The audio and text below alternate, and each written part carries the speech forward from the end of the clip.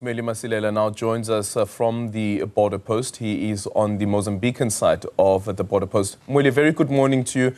I'm seeing some carnage there behind you. Tell us about what the situation is like currently.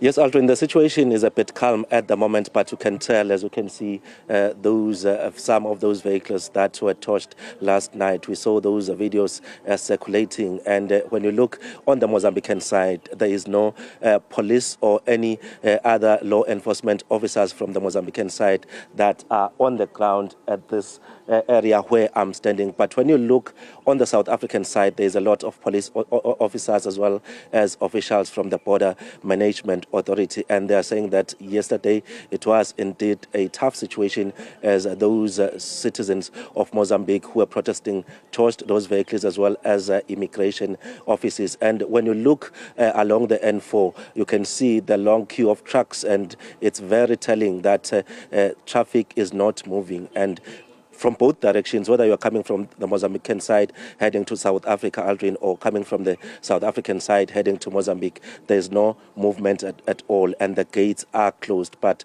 police had to take me to the side so that I can see as to what has transpired at the moment. We haven't been able to speak to some of the residents because this area where I'm standing, it's called Risanokasha on the Mozambican side, and it's quiet at the moment. What we have seen is some of those officials that have run into the South African side for safety, those who are working for the Mozambican government. But as we have said, the Border Management Authority emphasizing that people should avoid traveling, especially here at the Libombo border post. And it looks like people are heeding that call at the present moment. But we know that even inside Mozambique, in the capital city, Maputo, there's been quite a number of protests. Many citizens are challenging the results of the elections of the 9th of October, where the Frelimo candidate, Daniel Chapo, won the elections according to those results that were announced by 70.7%. So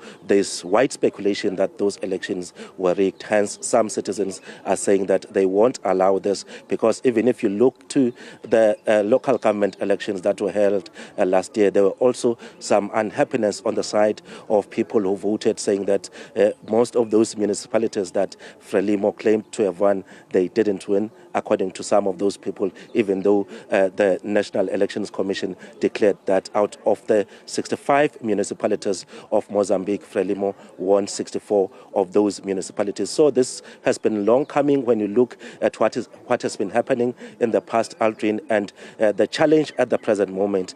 It's difficult to get official statements. As you know, that at the present moment we are told that the internet has been shut down in the country, and it's difficult to communicate between people and also to get officials as to what is happening at the present moment, Aldrin. Yeah, a bit earlier on, when you were showing visuals of some of those trucks. There they are, those trucks that are lining up, leading to the border post. And I'm just thinking now about what happened with the July unrest and the impact that had had on the logistics of having to move some of the goods from the Durban port all the way into other countries in the SADC region. Do we know what the plans are in terms of contingency plans if, as the Masia Pato was saying a bit earlier on, that the border post remains closed indefinitely?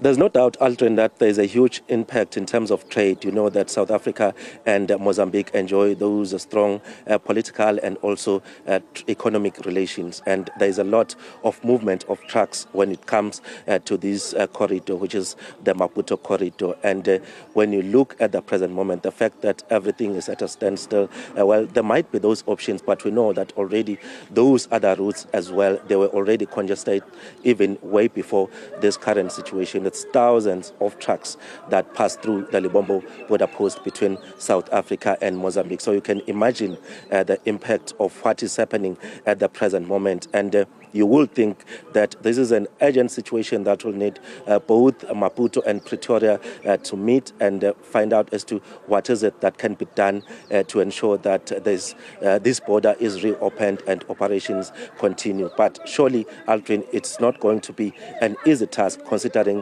what is happening on the ground. You can tell that people are angry. They are acting after the announcement of those results. So it will depend on what happens, because we've heard also that there is a possibility for the current president of Mozambique, Filipe Nyusi, to announce a state of emergency. But of course, that's not an official communication at the present moment, but we will continue to monitor as to what comes out of the head of state as well as other key officials on the Mozambican side in as far as this current situation is concerned. But as I said, it's a bit difficult considering the volatile environment and the fact that communication has been compromised due to the issue of the internet being shut down in some parts of Mozambique. And of course, SADC has called for an extraordinary summit to be taking place in Harare because of the post-election violence in Mozambique. That is set to take place between November the 16th until the 20th. Thank you so much for that update there.